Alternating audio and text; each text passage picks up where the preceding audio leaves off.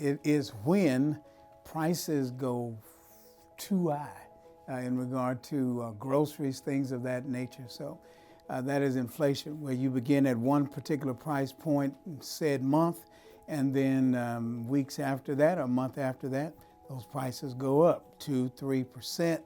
When you put all of that together, you have inflation and you have a problem. The American economy has been under inflation's rule for the past few years. In more recent times, inflation has been a main talking point for presidential candidates. Each one provides their own solution, different from everyone else's, but none seem to do it. Why is that? President-elect Trump is going to have a tough time, I think, reaching that happy medium. He can do some things unilaterally, but to slow inflation and to set policy, it takes Congress, the House and the Senate, all working together. It affects everybody. It affects me, you, households. It affects businesses of all sizes, because keep in mind, those costs are passed down to the consumer, passed down to me and you. And of course, the more money that we have to spend, the fewer dollars we have, of course, in our bank accounts and our 401ks, things of that nature. Inflation has been on the rise. If you look at inflation in 2015, you would say it is good at a low 0.7%. But if you look at today's numbers, it's at a staggering 3.4%. Everybody. It affects the cost of goods mainly, which then affects individuals that are paying for those goods. Recently, it's because of just the hot economy. You all saw it. Rents and apartments was going through. Everybody was complaining. We came out of the pandemic, and then everything just kind of took off economy-wise. Sales tax, everybody was buying, and of course, any business. Take a car lot, a car dealer, for example. If they're selling their cars faster than they can get new ones, what are they going to do? They're going to raise their price.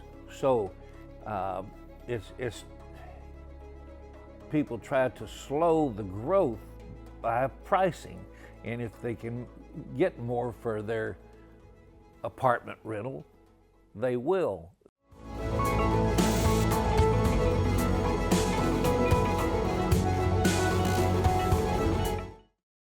A very fine example is we are building a new sanctuary here at the church.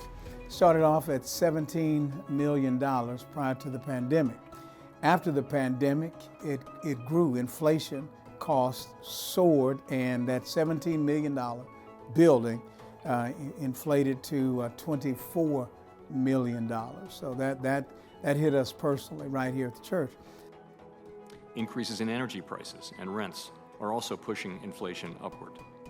As a result, overall inflation is running well above our 2% longer run goal, with the PCE price index up 5% over the 12 months ending in October.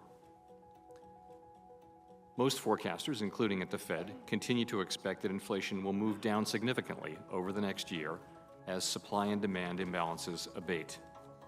It is difficult to predict the persistence and effects of supply constraints, but it now appears that factors pushing inflation upward will linger well into next year. Prices of inflation have been dragged up dramatically, affecting consumers' budget. Many presidents in the past have said they will fix it, but never have. Maybe we will have a little bit of luck for the future presidents to bring inflation down to better affordable prices.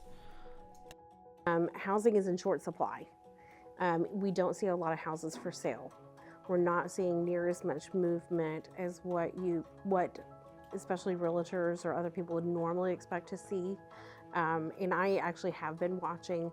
There's not hardly any houses for sale, and people are hanging on to their houses if they have good equity in them or if they have a really good interest rate. You want inflation to kind of be steady over time, but your wages also need to go up to go with that inflation.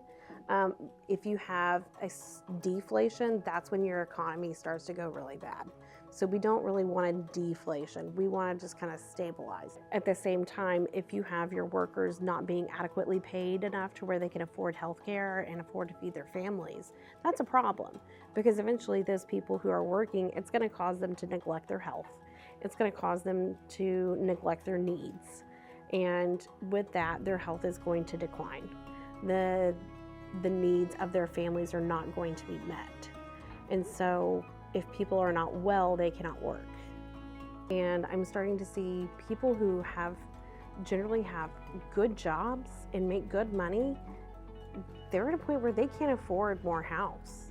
And you're looking at people who are retired, who are hanging on to their houses and not downsizing, or not because they can't really afford to downsize, because they would basically be paying the same amount for, a smaller house that they've already owned for their current home.